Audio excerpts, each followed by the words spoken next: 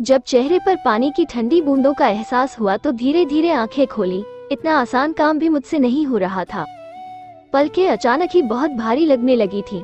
खिड़की से आ रही रोशनी के कारण मैं ठीक से देख भी नहीं पा रहा था।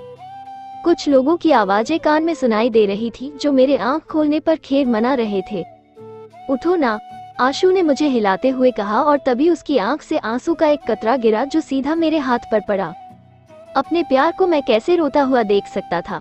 मैंने उठने की जी तोड़ कोशिश की और बाकी का सहारा आशु ने दिया और मुझे दीवार से पीठ लगाकर बिठा दिया। अब जाके मेरी आंखों की रोशनी ठीक हो पाई और मुझे अपने कमरे में 3-4 लोग नजर आए। मेरे मकान मालिक अंकल, उनका लड़का और उनकी बहू और बगल वाले मिश्रा जी। मेरे मुंह से बोल नहीं फुट रहे थे क्योंकि गला पूरी तरह से सूख चुका था। आशु मुझे पीने के लिए पानी दिया और जब गला तर तो थोड़े शब्द बाहर फूटे। आप सब यहाँ? पुरुषोत्तम जी, मकान मालिक बोले। अरे बेटा, तेरी तबीयत इतनी खराब थी तो तूने हमें बताया क्यों नहीं? ये लड़की भागी भागी आई और इसने बताया कि तू दरवाजा नहीं खोल रहा। पता है हम कितना डर गए थे कि कहीं तुझे कुछ हो तो नहीं गया। अब मुझे सारी बात समझ आ गई, पर हैरानी की बात ये थी कि आशु यहाँ आई क्यों। पर आशु को रोते हुए देख उस पर जो कल तक गुस्सा आ रहा था वो अब भड़कने लगा था। चलिए डॉक्टर के पास, आशु ने सुबकते हुए कहा। मैंने ना में सर हिलाया। इतनी कोई घबराने की बात नहीं है, दवाई खाऊंगा तो ठीक हो जाऊंगा। आपका पूरा बदन बुखार से जल रहा है और आप इसे हल्के में ले रहे हैं, आशु ने अपने आंसू पोंछते हुए कहा। पर मैं अपनी जिद पर अड़ा रहा और डॉक्टर के पास नहीं गया। मैं जानता था कि मुझे इस तरह देखकर आशु को बहुत दर्द हो रहा था और यही सही तरीका था उसे सबक सिखाने का। मुझ पर भरोसा नहीं करने की कुछ तो सजा मिलनी थी उसे। चूंकि मेरा सर दर्द से फट रहा था तो मैंने उसे चाय बनाने को कहा। चाय बना के वो लाई तो सबने चाय पी, पर मेरे लिए वो चाय इतनी बेस्वाद थी कि क्या बताऊं। मेरी जीभ का सारा स्वाद मर चुका था। इतना बुखार था मुझे। सबने मुझे कहा कि मैं डॉक्टर के पास चला जाऊं, पर मैंने कहा कि आज की रात देखता हूं। आखिर सब चले गए और आशु मुझे दूर किचन काउंटर से देख रही थी। 1 बजा था तो मैंने उसे हॉस्टल लौटने को कहा, पर अब वो जिद पर अड़ गई। जब तक आप ठीक नहीं हो जाते मैं कहीं नहीं जा रही, उसने हक जताते हुए कहा। हेलो मैडम, आप यहाँ किस हक से रुके हो? मैंने गुस्से से कहा। जो गुस्सा भड़का हुआ था वो अब धीरे धीरे बाहर आने लगा था। आपकी जीवन संगनी होने के रिश्ते से रुकी हूँ, उसने बड़े गर्व से कहा। काहे की जीवन संगनी? जिसे अपने पति पर ही भरोसा नहीं वो काहे की जीवन संगनी? मैंने एक ही जवाब ने उसका सारा गर्व तोड़कर चकनाचूर कर दिया। जानू प्लीज, उसने रोते हुए कहा। तुम्हारे इस रूखेपन से मैं कितना जला हूँ ये तुम्हें पता है? वो तुम्हारे कॉलेज के बाहर रोज आकर रुकना इस उम्मीद में कि तुम आकर मेरे सीने से लग जाओगी।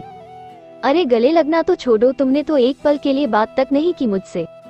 ऐसे इग्नोर कर दिया जैसे मेरा कोई वजूद ही नहीं है, जैसे कि मैं तुम्हारे लिए कोई अनजान आदमी हूँ। मैं पूछता हूँ आखिर ऐसा कौन सा पाप कर दिया था मैंने? तुम्हें सब कुछ सच बताया सिर्फ इसलिए कि हमारे रिश्ते में कोई गांठ न पड़े, और तुमने तो वो रिश्ता ही तार तार कर दिया। जानता हूँ एक पराई औरत के साथ था, पर मैंने उसे छुआ तक नहीं। उसके बारे में कोई गलत विचार तक नहीं आया मेरे मन में। और जानती हो ये सब इसलिए मुमकिन हुआ क्योंकि मैं तुमसे प्यार करता हूँ। पर तुम्हें तो उस प्यार कोई कदर ही नहीं थी। जब मुंबई गया था तब तुमने एक दिन भी मेरा कॉल उठाकर मुझसे बात नहीं की, सारा टाइम फोन काट देती थी। पिछले 2 हफ्तों से तुमने मेरा नंबर ब्लॉक कर दिया। किस गलती की सजा दे रही थी मुझे? मेरे शूल से चुभते शब्दों ने आशु के कलेजे को छन्नी कर दिया था और वो बिलक बिलक कर रोने लगी। I am really very very sorry, मैंने आपको बहुत गलत समझा, आशु ने रोते हुए कहा। फिर उसने अपने आंसू पोंछे और हिम्मत बटोरते हुए कहा। उस दिन मैं आपके ऑफिस जानबूझकर आई थी नीतू मैडम से मिलने। मुझे देखना था, जानना था कि आखिर उसमें ऐसा क्या है जो मुझ में नहीं। पर उनसे बात करके मुझे जरा भी नहीं लगा कि उनका या आपका कोई चक्कर है। मैंने उनसे पूछा क्या आप उनके पति हो, तो उनके चेहरे पर मुझे कोई शिकन या गिल्ट नहीं दिखा। मुझे वो बड़ी सुलझी और सभ्य लगी। उस दिन मुझे खुद पर गुस्सा आया कि मैंने उनके बारे में ऐसा कुछ सोचा। वो तो आपको सिर्फ अपना दोस्त मानती हैं। मुझे बहुत गिल्ट हुई कि मेरे इस बचपने की वजह से मैंने आपको इतना तड़पाया, इतना दुख दिया। आप चाहते तो वो सब उनके साथ कर सकते थे और मुझे इसकी जरा भी भनक नहीं होती, पर आपने सब सच बताया और यही सोच सोच कर मैं शर्म से मरी जा रही थी। मुझे माफ कर दीजिए। मैं वादा करती हूँ कि मैं आज के बाद कभी आप पर शक नहीं करूँगी। मैंने उसकी बात का कोई जवाब नहीं दिया और बिस्तर से उठ के बाथरूम जाने को उठा तो एहसास हुआ कि मुझे बहुत कमजोरी है। आशु तेजी से मेरे पास आई और मुझे सहारा देकर उठाने लगी। बाथरूम से वापस भी उसी ने मुझे पलंग तक छोड़ा। मैं लेटा और लेटते ही सो गया और करीब घंटे भर बाद आशु ने मुझे खाना खाने को उठाया। मैं खा लूंगा, तुम हॉस्टल वापस जाओ, इतना कह के मैं उठ के बैठ गया। पर मेरी बातों से झलक रहे रूखेपन को आशु महसूस कर रही थी। वो दरवाजे तक गई और दरवाजे की चिटकनी लगा दी और मेरी तरफ देखते हुए अपनी कमर पर दोनों हाथ रखकर खड़ी हो गई। मैं कहीं नहीं जाने वाली, जब तक आप तंदुरुस्त नहीं हो जाते मैं यहीं रहूंगी आपके पास। बकवास मत कर, हॉस्टल में क्या बोलेगी कि रात भर कहाँ थी, और घर पर ये खबर पहुँच गई ना तो तुझे घर बिठा देंगे, फिर भूल जाना पढ़ाई लिखाई। ये कहते कहते मेरे सर में दर्द होने लगा तो मैं अपने दोनों हाथों से अपना सर पकड़ के बैठ गया। मेरा सर झुका हुआ था तो आशु मेरे नजदीक आई और मेरी ठुड्डी पकड़ के ऊपर उठाई और बोली, मैंने आपके फोन से आंटी जी को फोन कर दिया और उन्हें आपकी तबीयत के बारे में सब बता दिया। उन्होंने कहा है कि मैं यहाँ रुक सकती हूँ। ये सुनते ही मुझे बहुत गुस्सा आया और मैंने अपनी गर्दन घुमा ली। तेरा दिमाग ठिकाने है कि नहीं? मैंने उसे गुस्से से डांटा पर उसका उस पर कोई असर नहीं पड़ा। वो बस सर झुकाए वही खड़ी रही। तू क्यों सब कुछ तबाह करने पर तुली है? तुझे यहाँ आने के लिए किसने कहा था? कॉलेज में भी तेरी दोस्त का हमारे रिश्ते के बारे में तूने सब बता दिया और यहाँ भी सबको हमारे बारे में सब पता चल गया है। अब तू हॉस्टल नहीं जाएगी तो वो सब क्या सोचेंगे?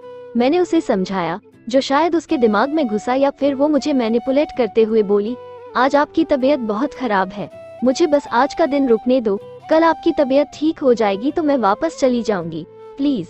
आशु ने हाथ जोड़कर मुझसे मिन्नत करते हुए कहा। अब मैं थोड़ा पिघल गया और उसे रुकने की इजाजत दे दी। वो खुश हो गई और थाली में दाल चावल परोस के लाए और खुद ही मुझे खिलाने लगी। मैंने मना किया कि मैं खा लूंगा पर वो नहीं मानी। पहला कौर खाते ही मुझे एहसास हुआ कि खाने में कोई टेस्ट ही नहीं है, बिल्कुल बेस्वाद खाना। मेरी शक्ल से ही आशु को पता चल गया कि खाने में कुछ तो गड़बड़ है, तो उसने एक कौर खा के देखा और बोली, नमक मिर्च सब तो ठीक है, पर मैं समझ गया कि बुखार के कारण ही मेरे मुंह से स्वाद चला गया है और इसलिए खाने का मन कतई नहीं हुआ।